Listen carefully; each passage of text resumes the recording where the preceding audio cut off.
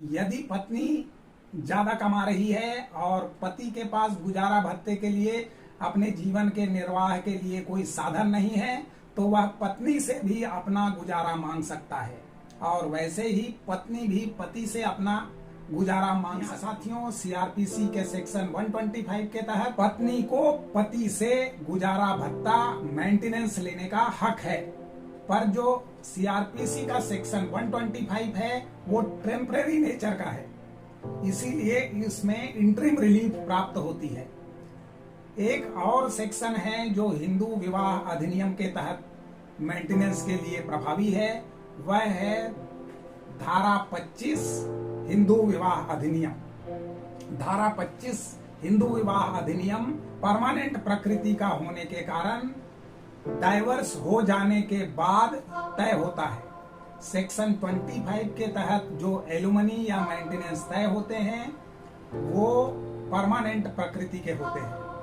यदि सेक्शन 25 हिंदू विवाह अधिनियम के तहत कोई आदेश पारित हुआ है तो उसकी अपील आपको अपर न्यायालय यानी हाईकोर्ट में करनी होती है। ऐसी परिस्थितियां निर्मित हो जाए जिसमें फैमिली कोर्ट के द्वारा सेक्शन 25 के तहत जो एलुमनी या मेंटेनेंस तय किया गया है उस राशि को देने में पति या पत्नी सक्षम न हो, ऐसी कोई परिस्थिति निर्मित हो जाए, उन परिस्थितियों में अपील की अवधि यदि समाप्त हो गई है तो सेक्शन 25(2) और 3 पति या पत्नी को अधिकार प्रदान करते हैं कि वह उसी न्यायालय में उस परिस्थितियों का विवरण देते हुए एलुमनी या मेंटेनेंस को कम करने के लिए आवेदन प्रस्तुत कर सकते हैं। साथियों, इस चर्चा के साथ ही आप लोगों को यह भी ध्यान रखना चाहिए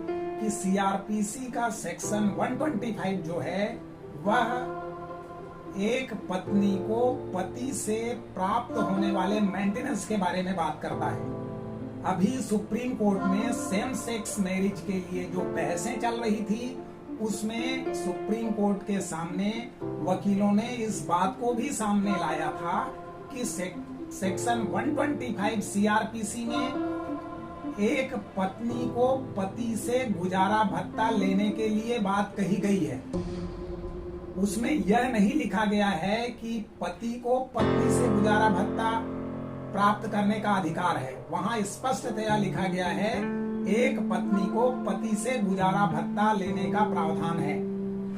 यदि सेम सेक्स मैरिज में दोनों यदि पुरुष हैं तो कौन पति है कौन पत्नी है इसके संबंध में निर्णय कौन करेगा?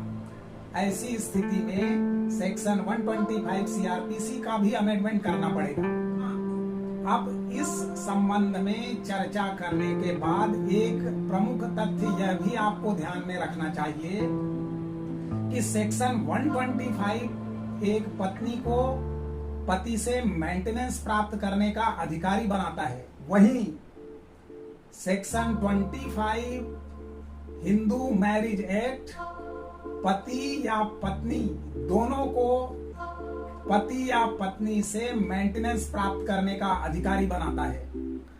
यानी यदि पत्नी ज्यादा कमा रही है और पति के पास गुजारा भत्ते के लिए अपने जीवन के निर्वाह के लिए कोई साधन नहीं है तो वह पत्नी से भी अपना गुजारा मांग सकता है और वैसे ही पत्नी भी पति से अपना गुजारा मांग सकती है। मगर 125 में सीआरपीसी 125 में मात्र पत्नी अपने पति से गुजारा मांग सकती है।